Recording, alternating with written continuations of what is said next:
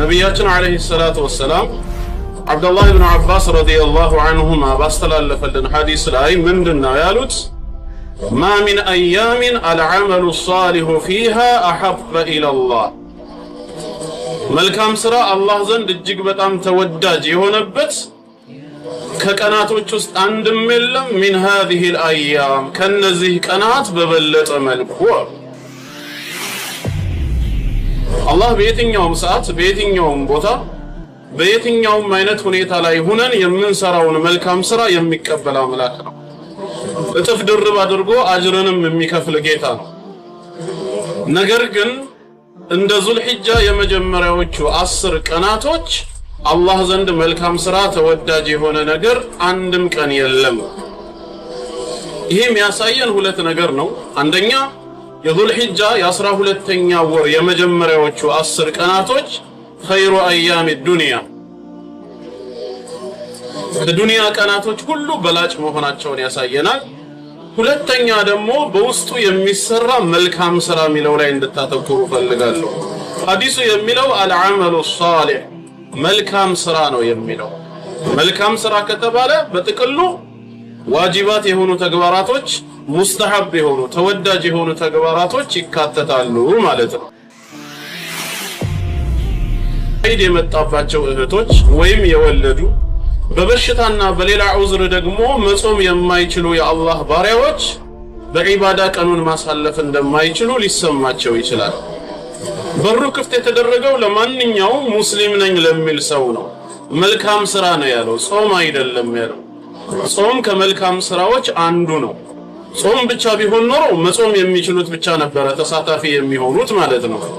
ነገር ግን አንቺ ሀይድ ላይ ልትሆኝ ትችያለሽ፣ እህትሽ ደግሞ ወልዳለች መጾም አትችልም፣ ሶስተኛዋ ደግሞ በህመም ወይ በሌላ ዐዝር ጾሙን ይከለክላት ይሆናል። መልካም ስራ ከተባለ ግን ብዙ ነገር አለ ማለት ነው እና ይሄን እንድናስተካክል إذا كنت في الدنيا عن الخير عاجزا فما أنت في يوم القيامة صانع እንደመሆኑ መጠን አላህ ፍቃዱ ከሆነ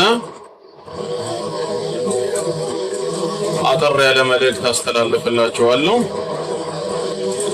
እና በዚህ በዙልሂጃ ውስጥ ማድረግ ስለሚጠበቅብን ነገር አንዳንድ ነገሮችን ላስተላልፍላችሁ ነው የምፈልገው። ብዙ እህቶች አንድ ጥያቄ ስትጠይቁ ስለምሰማ ነው። በፌስቡክም በዋትስአፕም በፓልቶክ ግሩፖች ላይ የዙልሂጃ ጾም መቼ ነው የሚጀመረው የሚል ጥያቄ ብዙዎቻችሁ ታነሳላችሁ። ያው ለማለት የፈለጋችሁት የዒባዳ ተግባር ከመሆኑ አንፃር ትክክል ናችሁ። ጥያቄው ግን መስተካከል ያለበት ነገር ነው፣ ስህተትንም ስላዘለ ማለት ነው። የዙልሂጃ ጾም የሚባል ነገር የለም። የዙልሂጃ የመጀመሪያዎቹ 9 ቀናቶች የጾም ቀናቶች አይደሉም። እነዚህ ቀናቶች የዒባዳ ቀናቶች ናቸው። አላህን የሚያስደስት የመልእክተኛውን ሱና የተከተለ መልካም ስራ የምንሰራበት የዒባዳ ቀን እንጂ የጾም ቀናት አይደሉም። ጾም ከመልካም ስራዎች ከዒባዳዎች መካከል አንዱ ነው። ጾም መቼ ነው የሚጀመረው ሳይሆን የዙልሂጃ ወር የሚገባው መቼ ነው ብለን ጠይቀን እስከ ዒዱ ቀን ድረስ ምን ማድረግ እንዳለብን ነው መማር ያለብን። ነብያችን አለይሂ ሰላቱ ወሰላም አብዱላህ ኢብኑ አባስ ረዲየላሁ ዐንሁማ ባስተላለፈልን ሐዲስ ላይ ምንድነው ያሉት? ማ ሚን አያሚን አልዐመሉ ሷሊሁ ፊሃ አሐበ ኢለላህ። መልካም ስራ አላህ ዘንድ እጅግ በጣም ተወዳጅ የሆነበት ከቀናቶች ውስጥ አንድም የለም። ሚን ሃዚሂል አያም ከነዚህ ቀናት በበለጠ መልኩ አላህ በየትኛውም ሰዓት በየትኛውም ቦታ በየትኛውም አይነት ሁኔታ ላይ ሆነን የምንሰራውን መልካም ስራ የሚቀበል አምላክ ነው። እጥፍ ድርብ አድርጎ አጅርንም የሚከፍል ጌታ ነው።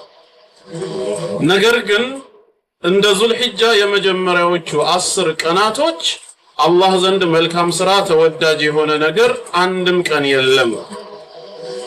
ይሄም ያሳየን ሁለት ነገር ነው። አንደኛ የዙልሂጃ የ12ኛ ወር የመጀመሪያዎቹ 10 ቀናቶች ኸይሩ አያም ዱንያ ከዱንያ ቀናቶች ሁሉ በላጭ መሆናቸውን ያሳየናል። ሁለተኛ ደግሞ በውስጡ የሚሰራ መልካም ስራ የሚለው ላይ እንድታተኩሩ ፈልጋለሁ። ሐዲሱ የሚለው አልዓመሉ ሷሊህ መልካም ስራ ነው የሚለው። መልካም ስራ ከተባለ በጥቅሉ ዋጅባት የሆኑ ተግባራቶች፣ ሙስተሐብ የሆኑ ተወዳጅ የሆኑ ተግባራቶች ይካተታሉ ማለት ነው። አሁን ይሄንን የምልበት ምክንያቱ ለምን እንደሆነ ታውቃላችሁ እህቶች? ጾም መቼ ነው የሚጀመረው ብላችሁ ስትጠይቁ ምናልባት በአንዳንድ እህቶች ላይ አንድ የተሳሳተ መልእክት ሊተላለፍ ይችላል። ይህንን 9 ቀን አንድ የአላህ ባሪያ ማሳለፍ የሚችለው በጾም ብቻ ከሆነ ሀይድ የመጣባቸው እህቶች ወይም የወለዱ በበሽታና በሌላ ዑዝር ደግሞ መጾም የማይችሉ የአላህ ባሪያዎች በዒባዳ ቀኑን ማሳለፍ እንደማይችሉ ሊሰማቸው ይችላል። በሩ ክፍት የተደረገው ለማንኛውም ሙስሊም ነኝ ለሚል ሰው ነው። መልካም ስራ ነው ያለው፣ ጾም አይደለም ያለው። ጾም ከመልካም ስራዎች አንዱ ነው። ጾም ብቻ ቢሆን ኖሮ መጾም የሚችሉት ብቻ ነበረ ተሳታፊ የሚሆኑት ማለት ነው። ነገር ግን አንቺ ሀይድ ላይ ልትሆኝ ትችያለሽ፣ እህትሽ ደግሞ ወልዳለች መጾም አትችልም፣ ሶስተኛዋ ደግሞ በህመም ወይ በሌላ ዑዝር ጾሙን ይከለክላት ይሆናል። መልካም ስራ ከተባለ ግን ብዙ ነገር አለ ማለት ነው እና ይሄን እንድናስተካክል ነው። አልহামዱሊላህ በሩ ሰፊ ነው። ከዚህ ከሰፋው በር ገብተን ሁላችንም የአቅማችንን ያህል እንድንጠቀም ነው ማለት ነው እና በዚህ ወር ውስጥ ከሚሰሩ መልካም ስራዎች ያው አሁን እንዳላችሁት አንደኛ ጾም ነው። መቼ ይጾማል የሚለው ነገር 9ኙንም ቀን አከታትሎ መጾም የሚችል ሰው ካለ መጾም ይችላል። እንግዲህ ዛሬ ማታ ነው የሚገባው መግሪብ ላይ ማለት ነው። ከምሽቱ ጀምሮ የዙል ሒጃ ወር ይባላል። 9ኙንም ቀናቶች እስከ አረፋ ቀን ድረስ ማለት ነው የውሙ አረፋ አከታትሎ መጾም የሚፈልግ ሰው ይችላል። አይ አከታትዬ መጾም አልችልም አፈራርቄ ነው የምጾመው ያለ ሰው ደግሞ አላህ ያገራለትን ያክል ይጾማል። ለመጾም ያልተመቸው ዑዝር ያለው ሰው ከሆነ ስለሌላ ምን ዒባዳ ማድረግ ይችላል ከተባለ ዚክር አለ፣ አላህ ይወሳበታል። የጾም ብቻ ሳይሆን የዚክር ቀን ነው። አላህን ማወደስ አላህን ማውሳት በማንኛውም ጊዜ በማንኛውም ቦታና በማንኛውም ሁኔታ የተፈለገ ከመሆኑ ጋር በእነዚህ ቀናት ውስጥ የሚደረገው ግን በላጭ ነው። ዚክርም አለ። ይህንንም ኢብኑ ዑመር ረዲየላሁ ዐንሁም እንዳስተላለፉልን ነብያችን አለይሂ ሰላቱ ወሰላም ተናግረዋል። በሌላ ዘገባ ነው የተላለፈልን ዚክር እንድናበዛባቸው ማለት ነው። ማ ሚን አያሚን አዕዘሙ ዐንደላህ ብለዋል። አላህ ዘንድ ከቀናት ሁሉ በላጭ የሆነ የለም። ወላ አሐቡ ኢለይሂ ሚነል ዐመሊ ከስራም እንደዚሁ እሱ ዘንድ እጅግ ተወዳጅ የሆነ ቀናት የለም። ፊህን በእነዚህ ቀናቶች ውስጥ ከሚሰራው ስራ ሚን ሃዚሂ አልአያም አልዓሽር እነዚህ የዚል ሒጃ 10 ቀናቶች በበለጠ መልኩ። ስለዚህ ፈአክሲሩ ፊህን ሚን አተህሊል ላ ኢላሃ ኢላላህ በማለት የተህሊልን ዚክር አብዙ። ወተክቢር አላሁ አክበር በማለት ይህንን ዚክር እንደዚሁ አብዙ። ወተሕሚድ አልহামዱሊላህ በማለትም ይህንኑ አብዙ በማለት ኢማሙ አህመድ በሙስነዳቸው ላይ የዘገቡት ነው ማለት ነው። ዚክር ማብዛት ይቻላል ማለት ነው። ላ ኢላሃ ኢላላህ ከአላህ በስተቀር በእውነት የሚመለክ አምላክ የሚለውን ከሊመቱ ሸሃዳን መደጋገም ከ3 ሴኮንድ ያነሰ ጊዜ ነው አንድ ጊዜ ዚክር ለማለት የሚፈጀው። ላ ኢላሃ ኢላላህ ብንል ማለት ነው 3 ሴኮንድ እንኳን ይፈጃል ከተባለ 100 ጊዜ አላህን በዚህ ዚክር ለመዘከር 300 ሴኮንድ ብቻ ነው የሚፈጀው ማለት ነው። ይህን 300 ሰከንድ ወደ ደቂቃ ስንቀይረው ለ60 ስናካፍለው 5 ደቂቃ ይመጣል። በ5 ደቂቃ ውስጥ ብቻ 100 ጊዜ ላ ኢላሃ ኢላላህ የምትለዋን ዚክር ማለት ይቻላል። ላ ኢላሃ ኢላላህ በሚዛን ታላቅ ነች። ኢንሻአላህ ሌላ ቀን ስለ ተውሂድ በምንማርበት ርዕስ ውስጥ ለብቻው እንማራለን። 7 ሰማያትና 7 ምድር በውስጣቸው ያለው ሁሉ በአንድ ሚዛን ላይ ተቀምጦ ላ ኢላሃ ኢላላህ በሌላ ሚዛን ቢቀመጥ ምን ያህል ሚዛን እንደሚደፋ በሐዲስም ተነግሯል። ሙሳ አለይሂ ሰላም በጠየቀው ጥያቄ ማለት ነው። ስለዚህ ላ ኢላሃ ኢላላህ ማለትንም አብዙ። አላሁ አክበር የሚለውንም እንደዚሁ አላህ ከሁሉ በላይ ታላቅ ነው፣ ከሁሉ በላይ ታላቅ ነው የሚለው። ወተሕሚድ አልহামዱሊላህ ማለትንም እንደዚሁ አብዙ። ይሄ 10 ቀን የጾም ብቻ ሳይሆን የዚክር ቀን ነው። እንደዚሁም ደግሞ የተውበትም ቀን ነው። በማንኛውም ሰዓት ተውበት ግድ ነው። ሞት መቼ እንደሚመጣ አይታወቅም፣ ቀጠሮ አልሰጠንም። ስለዚህ ከነ ኃጢአታችን አላህን ከመገናኘት ከወዲሁ ወደ አላህ ተጸጽተን ተመልሰን አላህ ይቅር ይለን ዘንዳ ተውበት አድርገን ልንመለስ ስለሚገባ ተውበትም ልናደርግ ይገባል። አላህ መሐሪ ጌታ ነው፣ እሱ የማይምረው ኃጢአት የለም። በሱረቱ ዙመር ምዕራፍ 39 ቁጥር 53 ላይ እንደነገረን አዑዙ ቢላሂ ሚነሽ ሸይጣኒ ረጂም ቁል ያ ዒባዲየ አለዚነ አስረፉ ዐላ አንፉሲሂም እናንተ በነፍሶቻችሁ ላይ ወሰን ያለፋችሁ ድንበር የጣሳችሁ ባሮቼ ሆይ ላ ተቅነጡ ሚን ረሕመቲላህ ከአላህ ረሕመት ከአላህ እዝነት ተስፋ አትቁረጡ። ኢነላሃ የግፊሩ ዙኑበ ጀሚዓ አላህ ኃጢአቶችን በጠቅላላ ይምራልና ኢነሁ ሁወል ገፉሩ ረሒም እርሱ ይቅር ባይ አዛኝ ጌታ ነው። ኃጢአትን በጠቅላላ የሚምር አምላክ ነውና ተስተካክሏል ኢንሻአላህ። ኃጢአትን በጠቅላላ የሚምር ስለሆነ ሁላችሁም ምህረትን ጠይቁት ስለሚል በእነዚህ ቀናቶችም ብዙ የዒባዳ መንገዶችን እንግዲህ ማስታወስ ይቻላል። መቼም ሁላችሁም ታውቁታላችሁ። ወዘክር ፈኢነ ዚክራ ተንፈዑል ሙእሚኒን ስለሚል ነው ቃሉ። አስታውስ ማስታወስ አማኞችን ይጠቅማል ስለሚል ለማስታወስ ያክል ነው። እና ጾም መቼ ነው የሚጀምረው እንዳንል ዙልሂጃ ዛሬ ማታ መግሪብ ይገባል። ጾም የፈለገ ጾምን ሌላውንም የፈለገ ሌላውን ሁሉንም አላህ ያገራለት ደግሞ እየጾመም ዱዓ እያረገ ቁርአን እየቀራም ዒባዳውን ማጠናከር ይችላል። ሶላትንም እንደዚሁ መበርታት አለብን። ከፊትና ከኋላ የሚሰገዱ ሱናኖችን ሱና ዒባዳዎችን ሙስተሐብ የሆኑትን ቀብልያ ባዕድያ ሌሎች ሰላቶች ለይልንም እነዚህም ላይ እንደዚሁ ልንጠናከር ይገባል። ሰደቃ ማብዛትም እንደዚሁ ሰደቃንም እንደዚሁ ልናበዛ ይገባናል። አቅማችን በቻለው መጠን ከቤተሰብ ጀምረን ማስደሰት መቻል አለብን ማለት ነው። አላህ ይወፍቀን። አንድ ሌላ ልጨምርላችሁና እንግዲህ ያው ዛሬ የመጀመሪያ ስለሆነ በዚሁ እሰናበታችኋለሁ። እርድን በተመለከተ ማለት ነው።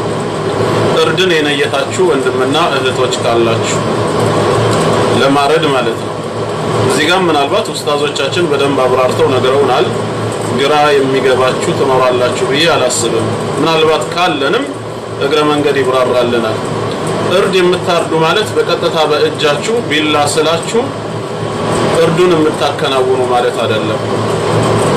ያንን የነየተ ሙሉ ወጪውን የሚሸፍን ኃላፊነቱን የወሰደ ሰው ማለት ነው ኡድሂያን የሚያርድ የሚባለው። በቀጥታ በእጁ ላይ ያርድ ይችላል፣ በወኪል በኩል ይሆናል የሚያሳርደው። ወይንም ደግሞ የሚያርድ ሰው ከዛው ከገበያ እንደኔ አይነቱ ለማረድ ፍሬ የሆነ ማለት ነው ከገበያ አራጆችን አምጥቶ ሊያሳርድ ይችላል። ሁክሙ ወይም ደግሞ ሸሪዓው አሁን ማንን ይመለከታል ሲባል ኃላፊውን ነው የሚመለከተው።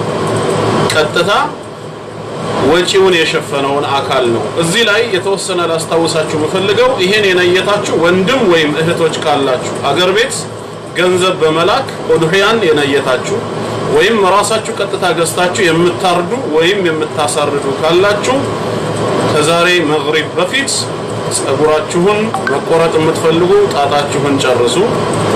ጥፍራችሁንም እንደዚሁ ነቢያችን አለይሂ ሰላቱ ወሰላም ኡድሂያን የነየተን ሰው እነዚህን ነገሮች እንዳይነካ ከልክለዋል።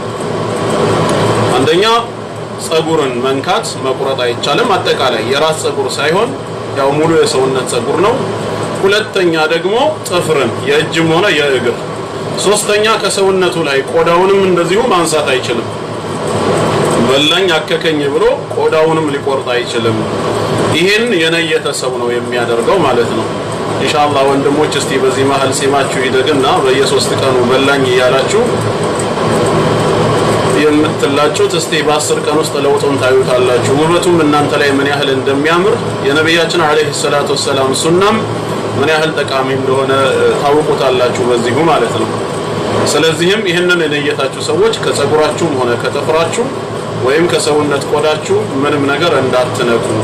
በዚህ መሃል ምናልባት ብታጠፉስ ጸጉራችሁን ብትቆረጡ ጥፍራችሁን ብትቆረጡስ ምንድነው ሁክሙ ለሚለው ዑለማዎች እንደገለጹት ምንም ከፋራ የለውም፣ ኢስቲግፋር ነው ብለዋል። ተውበት መግባት ነው። የእሳቸውን ሱና በመጣሱ ትእዛዝን በመቃረኑ አላህን ይቅርታ መጠየቅና ተውበት ማድረግ እንጂ ያው የነየተው ይቀጥላል በቀኑ ማከናወን ይችላል ብለዋል። እኛ ግን ሱናቸውን እንዳንخالፍ ትእዛዛቸውን እንዳንጥስ መጠንቀቅ መቻል አለብን።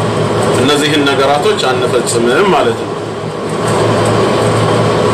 ኡድሂያን ለነየተሰው የነየተሰው ግን ቤተሰቦቹ አይመለከታቸውም። ይሄ ሁክም እኔ ከሆንኩኝ ለቤተሰቤ አርዳለሁ ብዬ የወሰንኩት ባለቤቴም ልጆቼም እንደዚሁም ቤተሰቦቼ አይመለከታቸውም። እኔን ብቻ ነው የሚመለከተው። ወኪል ሆኖ የሚያርድ ሰው ጋጀ እሱንም አይመለከተውም ማለት ነው። ወኪል ሆኖ የሚያርደውንም ይሄንኑ መልእክት ላስተላልፍ ነው የፈለኩት። አላህ ይቀበለን። እንግዲህ በዒባዳ ላይ እንሳተፍ። በዚህ መልኩ ትምህርት መስጠቱ ጠቃሚ ከሆነና ኢንሻአላህ ኔትወርኩንም አላህ ካገራልን ወደፊት እየተገናኘን አንዳንድ ነገሮችን እንተዋወሳለን። አላህ እነዚህን 9 ቀናቶች የዒባዳ የመልካም ስራ ቀናት ያድርግልን። በዲናችን ጸንተን ሙስሊም ሆነን የምንሞት አላህን ሙስሊም ሆነን የምንገናኝ የሱ ባሪያዎች ያድርገን። ወሰላሙ ዐለይኩም ወራህመቱላሂ ወበረካቱሁ።